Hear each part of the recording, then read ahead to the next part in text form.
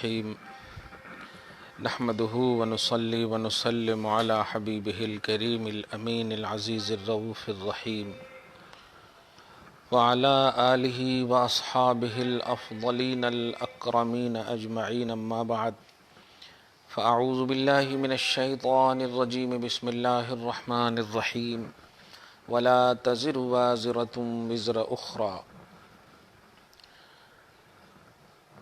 وإن تدع مثقلة إلى حملها لا يحمل منه شيء ولو كان ذا قربى إنما تنذر الذين يخشون ربهم بالغيب وأقاموا الصلاة ومن تزكى فإنما يتزكى لنفسه وإلى الله المصير صدق الله العظيم الصلاة والسلام عليك وعلى آلك وأصحابك وأهل بيتك يا رسول الله صلی اللہ تعالی علیہ وسلم۔ سورہ فاطر کی آیت نمبر 17 تک کا درس ہو چکا ہے، آیت نمبر 18 سے درس ہے۔ اسی سورہ فاطر میں ایک آیت آئے گی، آیت نمبر 22۔ اس آیت نمبر 22 کے ذریعے سے اہل سنت و جماعت کے ایک عظیم عقیدے، اللہ کے محبوب بندے سنتے ہیں، سماع موتا جس کو کہتے ہیں، سماع موتا کا عقیدہ، اللہ کے محبوب بندے سنتے ہیں، ہماری فریاد کرتے ہیں۔ اس کی بظاہری بظاہر اس آیت کریمہ میں رد جو مطلب اہل حدیث وغیرہ غیر اہل سنت و جماعت کے لوگ اس کو پیش کرتے ہیں، آیت نمبر 22 ہے، ابھی تو وہ نہیں آ رہی ہے۔ آج کی بھی جو آیت ہے، آیت نمبر 18، وہ بطور تبرک آج سمجھیے شروع کر رہا ہوں، ورنہ ویڈیو تو دو وائرل کر چکا ہوں میں الحمدللہ۔ ہاں، وہ بہت اچھی آیت ہے اس لیے بھی، اور ربیع الاول شریف ہے۔ کتنی تاریخ ہے آج؟ بتائیے ماشاءاللہ، مطلب نویں شب لگ گئی، یا اللہ کتنا اہتمام ہو رہا ہوگا حضور کو بھیجنے کا سبحان اللہ۔ ابھی خالی ہم لوگوں کی بیوی ڈاکٹر کے ہاں چلی جاتی اور معلوم ہو کہ وضع حمل کی بات ہے، کیا کہنا، دنیا کو فون کر دیتے ہیں جتنے بھی ریلیٹیو ہیں۔ اللہ پاک کے حبیب تو سارے جہان کے لیے آئے، گویا سارے جہان کو اللہ پاک اللہ پاک خیر ہم سب کو آمد بہار مصطفیٰ کی سعادتیں نصیب ہوں، اور حضور رحمت عالم صلی اللہ علیہ وسلم کی رحمت کا صدقہ یہ ملے کہ ہم سب ایمان پر قائم رہیں اور ایمان پر ہم سب کا خاتمہ ہو۔ ولا تزر وازرة وزر اخرى، اس کا ترجمہ بھی وہی ایک دم یہ بھی آیت مطلب اعتراض میں پیش کرتے ہیں وہاں بھی لوگ، گستاخ رسول لوگ، کہ کوئی بوجھ اٹھانے والی جان دوسری جان کا بوجھ نہیں اٹھا سکے گی۔ یہ ترجمہ بھی کیا میں نے، کوئی بوجھ اٹھانے والی جان دوسری جان کا بوجھ نہیں اٹھا سکے گی۔ اب میرے غوث پاک کیا کہیں گے، بھی دیکھیے صحیح، بہت عمدہ تفسیر ہے الحمدللہ۔ اسی کو بولتے ہیں نا، گھر والے سے واقعی پوچھئے کہ گھر میں کیا ہے۔ آج تو مس یوز کیا جا رہا ہے، اللہ پاک۔ تفسیر دیکھیں، اس آیت کی تفسیر دیکھیے۔ پہلے تو ڈکلیئر کر دوں کہ اس سے غیر اہل سنت و جماعت کے لوگ، پہلے اہل سنت و جماعت کا عقیدہ یہ لیجیے کہ بندہ مومن جو نیک عمل کرتا ہے اس کو گارنٹیڈ اللہ کے ذمہ کرم میں ہے کہ اللہ اپنے فضل سے ان کو عطا کرے گا اس کی مطلب جزا، اور برا عمل کرے گا بھی تو اس کی سزا، یہ طے ہے۔ لیکن کیا ہم نیک عمل کریں تو آپ کو فائدہ پہنچا سکتے ہیں یا نہیں، یہ ہے۔ آپ کی نیک عملی کا فائدہ ہمیں مل سکتا ہے یا نہیں، تو اہل سنت و جماعت کا عقیدہ ہے کہ مل سکتا ہے۔ اس کی بڑی مشہور حدیث پاک بھی ہے، قرآن کی اس آیت کی بھی وضاحت کروں گا، کہ ایک انسان مر جاتا ہے، سلسلہ عمل منقطع ہو جاتا ہے، نبی فرماتے مگر 3 چیز کی وجہ سے اسے ثواب ملتا رہتا ہے۔ ایک اولاد صالح، صدقہ جاریہ، علم نافع۔ حالانکہ یہ تینوں کو آپ اگر غور کریں تو یہ تینوں وہ نہیں ہے۔ اب ظاہر ہے جب کہا جا رہا ہے کہ مر جاتا ہے، تو مر جاتا تو وہ کیسے ہوگا؟ مرنے کے بعد بھی ان کو ثواب ملتا رہے۔ اس کا مطلب یہ ہوا کہ انسان کو اپنے علاوہ کا بھی ثواب مل سکتا ہے، بس یہ جملہ صحیح ہے۔ اور اس آیت میں کیا ہے؟ کوئی بوجھ اٹھانے والی جان دوسرے کا بوجھ نہیں اٹھا سکے گی. مطلب بس اپن اس کو بولتے نہیں, اپنا عمل ہمارے ساتھ, ان کا عمل ان کے ساتھ, وہ لوگ جیسے بولتے ہیں. اب اس کی جو بھی وہ لوگ وضاحت کریں, لیکن حقیقت یہی ہے کہ قرآن پاک میں بھی اس کا تذکرہ موجود ہے کہ ایک دوسرے کی مدد ہو سکتی ہے. چنانچہ آپ دیکھے ہوں گے سورہ زخرف کی آیت نمبر 67 یا 66, میں ہمیشہ پیش کرتا ہوں, الاخلاء یومئذ بعضهم لبعض عدو الا المتقین, یعنی گہرے سے گہرا دوست بھی کل میدان محشر میں, قیامت کے دن جب, مطلب کل میدان محشر میں کہیں جب ضرورت پڑے گی تو گہرے سے گہرا دوست بھی دشمن ہو جائے. صاحب یہ کہے گا نہیں پہچانتا میں کون ہے, لیکن الا المتقین, لیکن دوستی اگر تقوی پر ہو, دوستی کی بنیاد تقوی ہو, دنیاوی معاملات نہ ہو, پرہیزگاری ہو, تو ایک دوسرے کی مدد ہو سکتی ہے. دیکھیے تو قرآن پاک ہی میں ہے. تو جو لوگ اس قسم کی آیت سے نگیٹو نظریہ دیتے ہیں امت کو, وہ یہودیت ہے, وہ یہودی فکر ہے. ہم اس آیت کا بھی مطلب صحیح بتائیں گے, جیسے ہم نے بتایا کہ ایک عمل کرنے والے کو اس کے عمل کا تو اللہ دے گا ہی, یہ تو گارنٹیڈ ہے. برے عمل کی سزا اس کو دے گا ہی, یہ بھی گارنٹی ہے. لیکن کیا دوسرے کو بھی ہے؟ اچھا ایک حدیث پاک بھی دیکھیے, یاد آ رہی, اللہ کے رسول صلی اللہ علیہ وسلم فرماتے ہیں, صحیح مسلم وغیرہ کی صحاح کی کتاب میں بھی, مسند میں بھی یہ حدیث ہے, میری کتاب بدعت کی حقیقت میں بھی یہ حدیث ہے, نقل کی ہے میں نے. من سن سنتا حسنتا, جو شخص دین میں کوئی نیا طریقہ اچھا ایجاد کرے گا. اب آپ بتائیے, ایجاد کیے ہوئے کو عمل کرے گا نہیں کہہ رہے رسول, ایجاد کرے گا, فاؤنڈر بنے گا, دیکھ فاؤنڈنگ کرے گا. من سن ایک دم پاسٹ کا سنٹینس ہے, جو کرے گا, ورب پاسٹ سنٹینس, جو نیک طریقہ رائج کرے گا, فلہ اجرہا. اب آپ بتائیے, اس کو اس کا اجر ملے گا. اب اگر بتائیے کہ ہر نیک کام, مطلب ہر نیا کام جو دین میں نہیں تھا اور ہم نے ایجاد کیا, اگر گمراہی ہو جائے, جیسے کہ لوگ کہتے کلو بدعت ضلالہ, کیا ہے ایک دم, اور اسی تناظر میں میلاد النبی کو بھی بدعت کہہ دیتے ہیں کہ نبی نے نہیں منایا. کتنی مطلب دیکھیے گا, تو نبی فرما رہے ہیں کہ جو ایجاد کرے گا, اس فرمان کا صاف مطلب یہی ہے کہ میں نے جو دیا ہے وہ تو ہے ہی, لیکن اس سے ریلیٹڈ اگر جو میری دی ہوئی بات کے مخالف نہیں ہو اور تمہاری فاؤنڈنگ ہو, تو ثواب دلواؤں گا, اجر دلواؤں گا. اور یہی نہیں, وَأَجْرُ مَنْ عَمِلَ بِهَا, جو اس نئے اچھے طریقے پر عمل کرے گا اس کو بھی اس کا اجر ملے گا, اور لا ينقص من اجورہم شیئا, نہ ان کو دیکھیے گا, نہ ان کو اجر میں کمی ہوگی, نہ ان کو, کرنے والے کو ڈبل ملے گا اور بعد میں کرنے والے کو ایک ملے گا, جو فاؤنڈر ہے اس کو ڈبل ملے گا. اور سیم یہی مفہوم ہے اس کے بعد سنتن سیئتن, جو برا طریقہ ایجاد کرے گا. اور یہ بار بار دھیان دے گا, ایجاد کرے گا کا لفظ ہے, ایجاد کیے ہوئے سے پر عمل کرے گا نہیں ہے.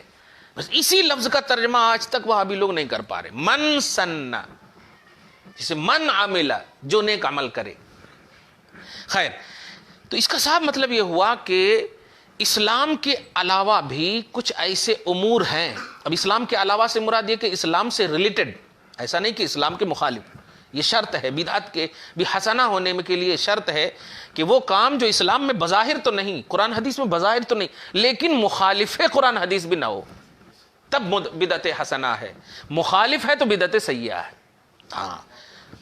ہاں موافق شرع ہو, ٹکراتا نہ ہو. خیر, یہ تو آج کی آیت کریمہ اور اس سے اور جیسے کہ ابھی قرآن پاک میں آپ پڑھتے ہوں گے, وَاتَّقُوا يَوْمًا لَا تَجْزِي نَفْسٌ عَن نَفْسٍ شَيْئًا وَلَا يُقْبَلُ مِنْهَا. ڈرو اس دن سے. ارے باپ رے باپ, رومال والا ڈر کے نہیں, بے ڈر ہو کر بولتا, کہتا ڈرو اس دن سے جس دن کوئی جان دوسری جان کا بدلہ نہیں دے سکتی. اچھا, بولتے وقت بھی محسوس نہیں ہوتا کہ کیا بول رہا ہوں, یہ بولنے کے لیے بدلہ لے رہا اور کہہ رہا کہ کوئی دوسرے کا بدلہ نہیں. کمال ہے. اگر آپ کو یہی ہے تو پھر اللہ سے بدلہ مانگو نا, سعودی ریال پہ کیوں پل رہے ہو آپ؟ صحیح ہے. خیر، اب خلاصہ، اس قسم کی جہاں کہیں بھی آیتیں ہیں ان سے مراد مجرمین ہیں. اور آج میں غوث اعظم رضی اللہ تعالیٰ عنہ کی عظمتوں پر قربان ہوتے ہوئے ایک جو تفسیر کی ہے انہوں نے، آج تک میں بیان کرتا تھا، کوئی حدیث وغیرہ کے مطالعہ کبھی دیکھا نہیں تھا، آج میں دیکھ لے رہا ہوں کہ ایک بوجھ اٹھانے والی جان دوسرے کا بوجھ نہیں اٹھا سکتی، تو یہ جان سے مراد کون ہے؟ آج مجھے جاننے کو ملا یہ جان کون ہے. غوث کہتے ہیں کہ عاصمتن عاصیتن، گنہگار اور نافرمان جان، گنہگار اور نافرمان جان دوسرے گنہگار نافرمان جان کی بوجھ نہیں اٹھا سکتی، دو بھی مجرم ہوں. اے میرے غوث پاک کی تفسیر، سبحان اللہ، الحمدللہ، واہ. اسی کا ایک مفہوم مخالف ہی نکلے گا کہ جو نیک جان ہوگی یہ بھی جان لیجئے، جو نیک جان ہوگی وہ نیک جان کیا گناہگار جو ہوں گے ان کی بھی مدد کر سکتے ہیں. الحمدللہ. اچھا، ایک اور پہلو آ رہا ہے، وَإِن تَدْعُ مُثْقَلَةٌ إِلَىٰ حِمْلِهَا، اور اگر بوجھ والی کو بلایا جائے، یوں سمجھیے کہ گناہوں سے جو مطلب لت پت ہیں، غوث کہتے ہیں تطلبو نفسن، ایک بوجھ والی جان کو طلب کیا جائے، بالاوزار والمعاصی، جو بوجھ گناہوں میں بالکل پڑے ہوئے ہوں، الی حملہا، کہ بعض تم گرا دو، جو اٹھائے ہوئے ہو نا گناہ ان کو گرا دو، تو وہ بوجھ والی خود نہیں گرا سکتی. اب یوں سمجھیے ایک شخص ہے جس کے پاس مطلب یہ کہ گستاخی، نافرمانی اور گناہوں کے بوجھ ہیں، ان کو اگر کہا جائے کہ تم کچھ بوجھ گرا دو تو لا یحمل منہ شیء، وہ نہیں گرا سکتے. لیکن آدم سے لے کر عیسیٰ تک. اچھا، اس حدیث کی بھی آج وضاحت کر دیتا ہوں میں. حدیث پاک میں وہاں بھی لوگ اس حدیث کو جب مطلب میدان محشر قائم ہوگا، نفسی نفسی ایسا پیش کرتے ہیں جیسے کہ نبی سے انہوں افضل طاقتور، معاذ اللہ رب العالمین. آدم علیہ السلام بولے نفسی نفسی، عیسیٰ علیہ السلام بولے نفسی نفسی، سب بولے نفسی نفسی. ارے آخر میں بول دو نا کہ حضور بھی تو کیا بول رہے ہیں، یہ بھی تو بول دو.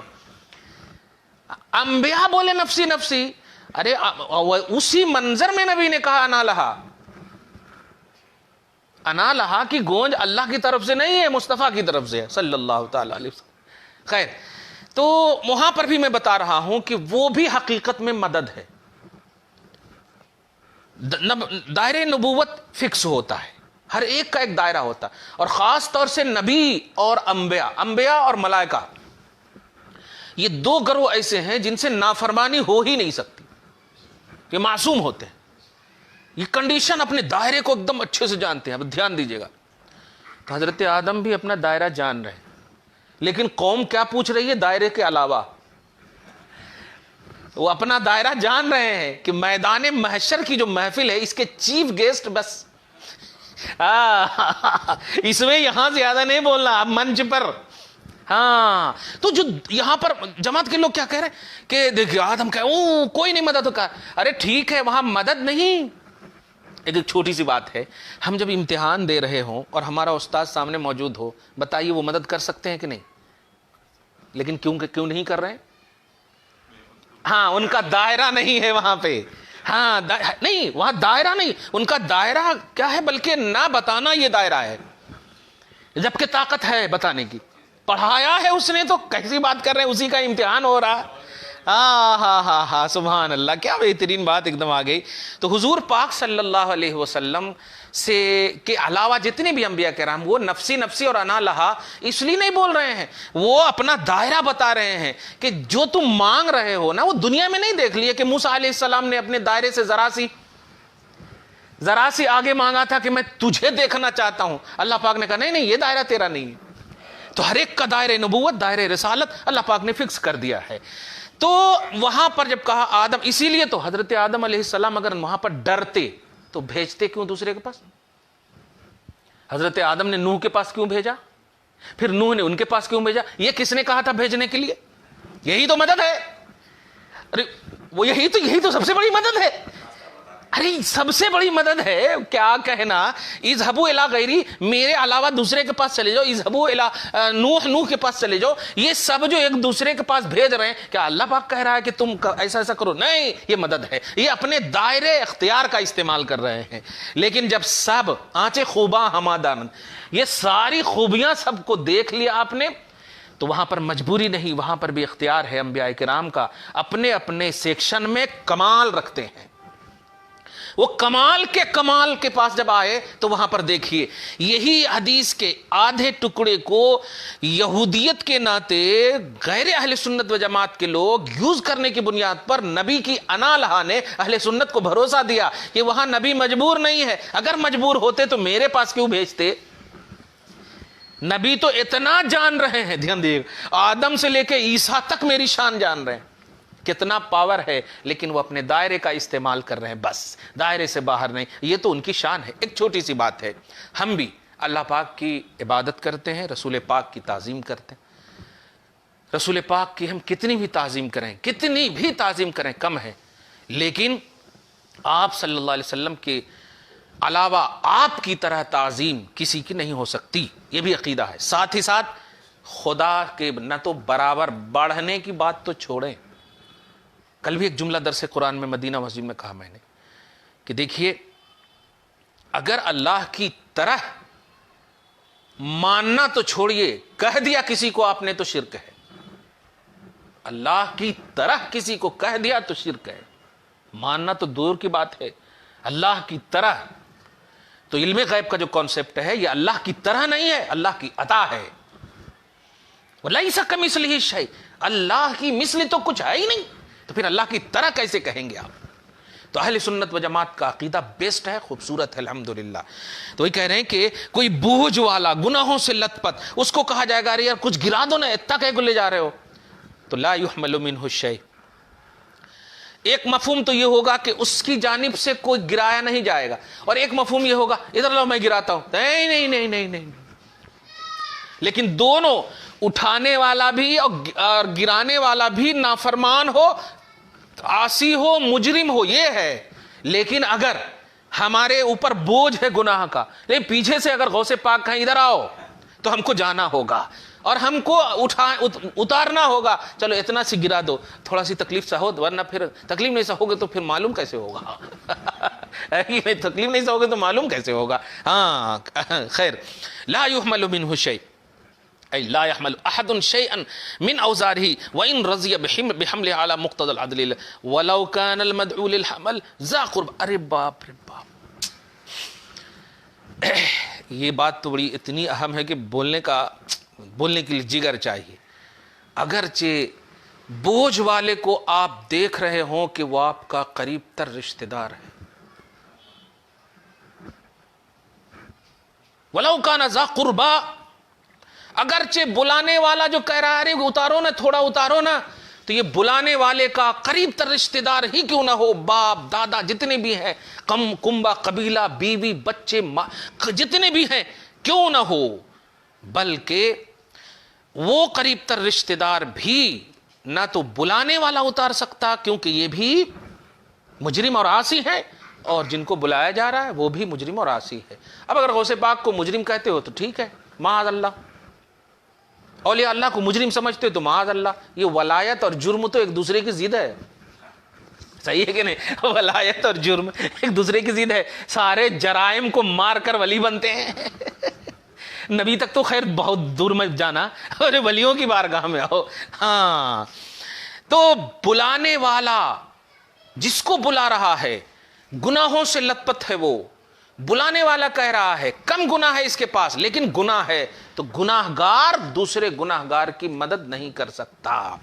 اس کا مطلب یہ ہوا اچھے گناہ گار کی مدد کر سکتے. اور ہمارا عقیدہ ہی ہے شفیع المذنبین، گناہ گاروں کی شفاعت کرنے والے، گناہ گاروں کی شفاعت کرنے والے. خیر، بل کل واحد من النفوس یومئذ رہینہ مقترفت من المعاصی ما حملت الا علیہا وما حسب بها الا ہی. مفہوم وہی ہے کہ سب اپنی اپنی جان میں بس گروی نظر آئے گی. آگے دیکھیے اب آیت نمبر 18 ہے نہیں. ثم قال سبحانہ مخاطبا لحبیبہ صلی اللہ علیہ وسلم فی شأن عبادہ.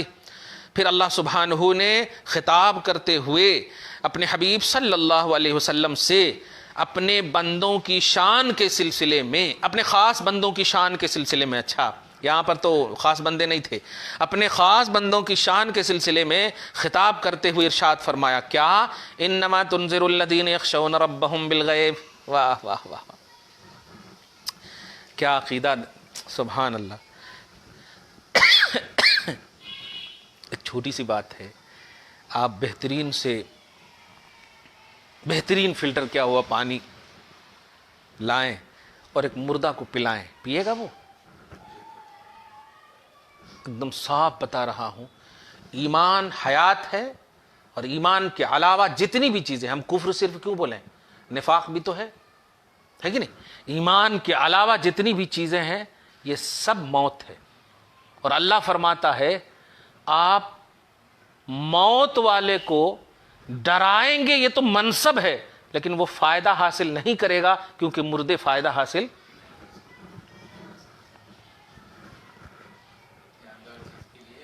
اب غور کریں، اس کا مطلب یہ ہوا کہ ہمارا جو بیسٹ عقیدہ ہے کہ ہم توسل کے قائل ہیں، استعانت کے قائل ہیں، مدد کے قائل ہیں، یہ سب جو ہم قائل ہیں، امید کے قائل ہیں، اس کی وجہ یہ ہے کہ ہمارا ایمان زندہ ہے. خود اللہ فرما رہا ہے انما تنذر الذین یخشون ربہم. میرے حبیب آپ انہیں ڈرا سکتے ہو اور ڈراؤ گے، اور آپ کے ڈرانے کا فائدہ ہوگا اے اکمل رسول، ڈرانے کا فائدہ ہوگا جو اپنے رب سے بے دیکھے ڈرتے ہوں گے.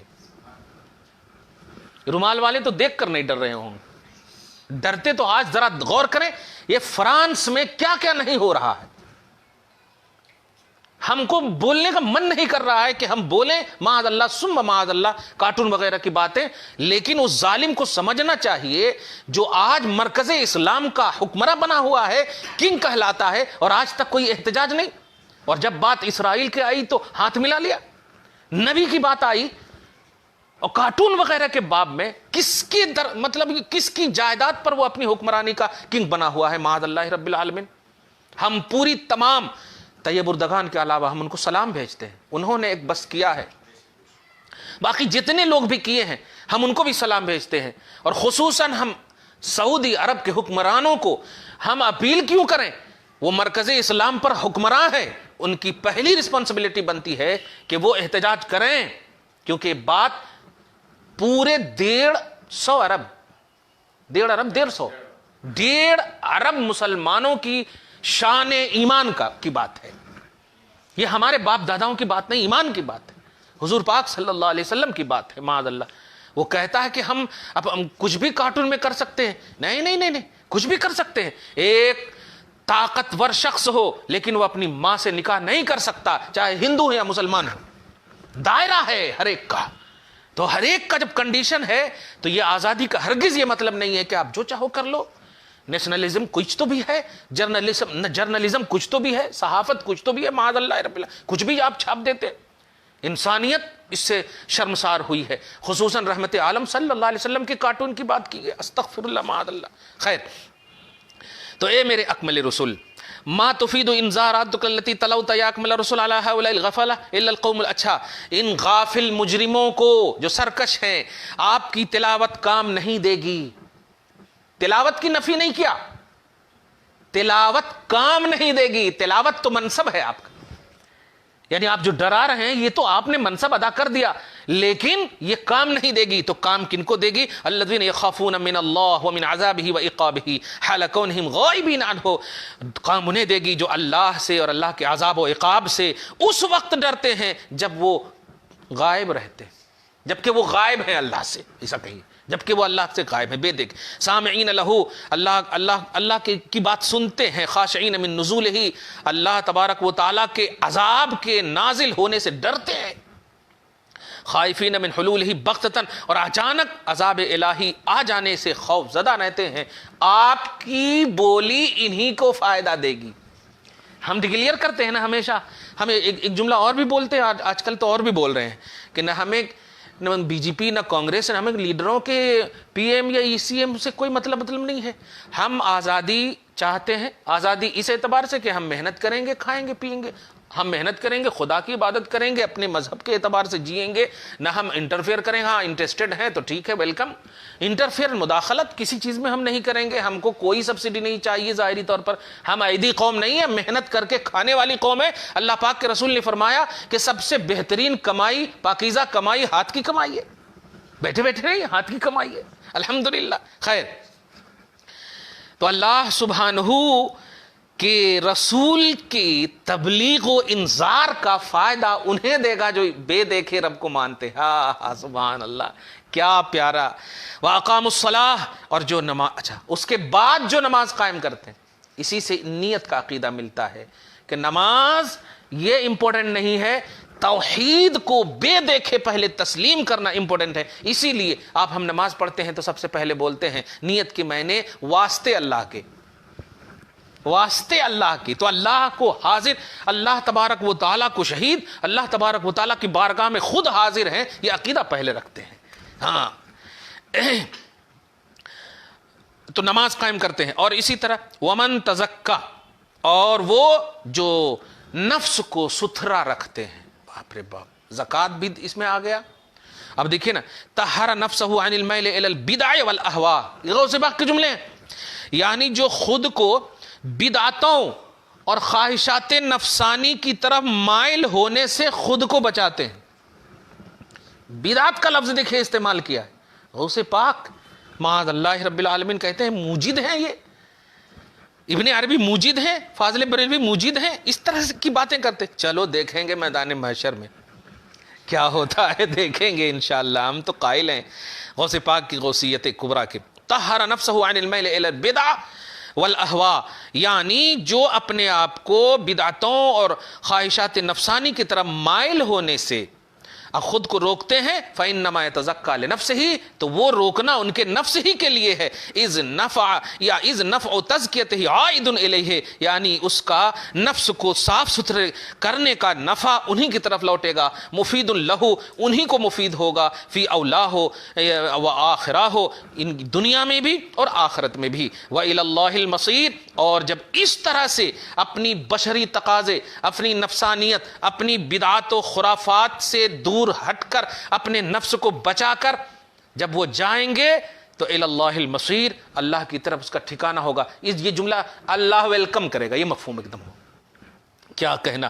المنزہ عن المطلق النقائص المبرہ عن جملۃ الرذائل، وہ اللہ جو ہر نقص سے پاک ہے، تمام رذیلت اور تمام کمینگی پہلوؤں سے پاک ہے، مبرہ ہے. المصیر، منقلب، اسی کی طرف لوٹنا ہے. یعنی مرجع الکل الیہ، تمام کا مرجع اللہ ہی ہے. ومقصدہ دونہ سبحانہ، اور تمام کا مقصد اللہ کی بارگاہ ہی ہے. یہ ہوئی آیت نمبر 18 تک. دو بات خاص طور سے، عنوان تو میں دوں گا فرانس ہی کا آج. ہاں بات نکل گئی بڑی اچھی، مطلب غوث پاک کی کرامت کہی ہے. کل پٹنہ سے ایک بہن کا بھی فون آیا کہ حضرت ہمارے علماء خاموش ہیں. کہ خاموش نہیں ہے بھائی، ہم ظالم حکمرانی کے تحت ہیں، ہمارے اوپر مسلط ہے. یا ایسے ہی جیسے یزید کی بیعت کرنے والوں میں بہت سارے صحابہ بھی ہیں، تو یزید کی بیعت وہاں دل سے نہیں کی تھی، ظلم کی بنیاد پر، جبر کی بنیاد پر، پریشانی کی بنیاد، اور ہوا بھی دیکھیے اہل بیت کو قتل کیا، شہید کیا. خیر، تو ہم پر ظالم حکمرانی مسلط ہے، اس لیے ہم اپنے دل سے اور کبھی کبھی زبان سے کر ہی رہے ہیں. زیادہ اگر کچھ کریں گے تو کچھ نہ کچھ ہو ہی جائے. ہاں بالکل بالکل. اس لیے میں نے آج جو خاص طور سے دو بات کی ہے. پہلی بات یہ کہ اللہ تبارک و تعالیٰ کے نیک بندے، خواہ وہ انبیاء ہوں، اولیاء ہوں، فرشتے ہوں، جتنے بھی نیک بندے ہیں، یہ سب کے سب مددگار ہیں. اور جہاں کہیں بھی مدد کی نفی اور استعانت کی نفی، بوجھ نہ اٹھانے کی نفی، اس طرح کی جو باتیں کہی گئی ہیں قرآن میں، ان سے مراد مجرم ہیں، ان سے مراد نبی اور ولی نہیں. پہلی بات. دوسری بات یہ ہے کہ حضور پاک صلی اللہ علیہ وسلم کے حوالے سے فرانس کے صدر یا فرانس کی جتنے بھی لوگ، فرانسی لوگ اب کہیں مسلمان کے علاوہ جتنے بھی لوگ اس میں جو یہودی فکر رکھ کر کے اس طرح کی حرکتیں کر رہے ہیں، میں تو کہتا ہوں حضور پاک صلی اللہ علیہ وسلم کی اس سے زیادہ شان بڑھ رہی ہے. اس لیے مسلمانوں پریشان نہ ہونا. کل جب ڈائریکٹ نبی کو مجنو کہا گیا تو مصطفیٰ جان رحمت پر 10 آیت اتاری گئی. آج تم ان کے کارٹون بنانے کی اظہار بیزارگی کا دل سے اعلان کرو، اللہ پاک ضرور فضل نازل کرے گا، کرم نازل کرے گا. آیت نہ نازل کرے لیکن کرم ضرور نازل کرے گا. رہے گا یوں ہی، ان کا چرچا رہے گا، پڑے خاک ہو جائیں جل جانے والے. دعا ہے اللہ تعالیٰ آج کی اس خصوصی گفتگو کو حبیب پاک صاحب الاولاق کے وسیلے سے قبول فرمائے، فیوز و برکات غوثیت سے ہم سب کو مالا مال فرمائے. اس عظیم الشان ماہ نور کی نورانیت سے، برکات سے، سعادات سے ہم سب کو فیضیاب فرمائے، آل اولاد کو فیضیاب فرمائے، گھر بار کو فیضیاب فرمائے. سب سے بڑی بات، ہم سب کو جب تک زندہ رکھے پاکیزہ زندگی نصیب فرمائے، اور وقت اجل آئے تو خاتمہ بالخیر لا الہ الا اللہ محمد الرسول اللہ پر آئے. آمین بجاہ سید المرسلین وصلی اللہ تعالی علی خیر خلقہ محمد مظہر لطف ونور عرشہ سیدنا و مولانا محمد وآلہ واصحابہ اجمعین برحمتک یا ارحم الراحمین.